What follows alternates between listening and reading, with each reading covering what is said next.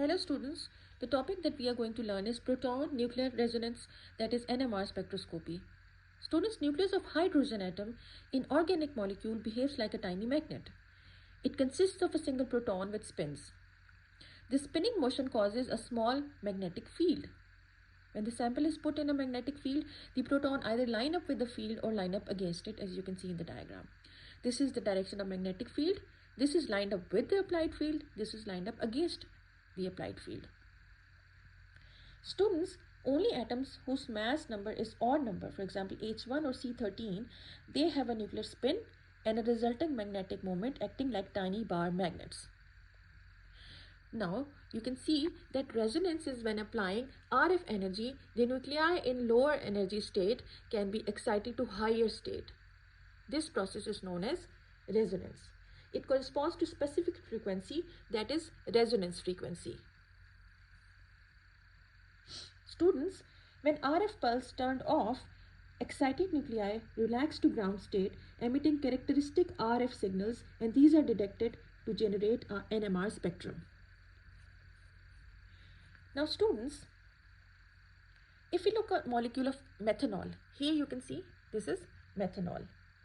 Now you can see that there are H1 atom in two different molecular environment, H1 in CS3 group and H1 in OH. So the energy absorbed in the CS3 and the energy absorbed in the OH group environment is different. Students, you can see here that this is the splitting of the energy level. This is the resonance. Okay, this is the before the field is applied energy, and this is the after the field is applied, and this is the small difference in energy that lies in radio wave range.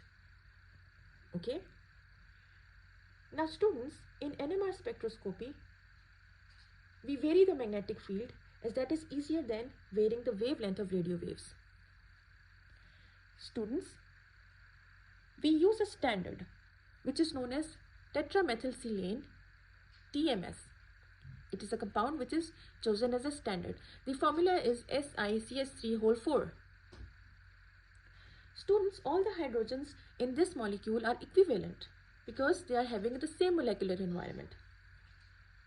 It is inert, volatile liquid that mixes well with most organic compounds.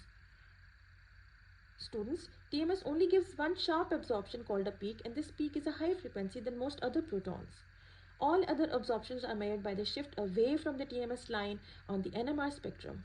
This is called the chemical shift, that is sigma, and it is measured in units of parts per million.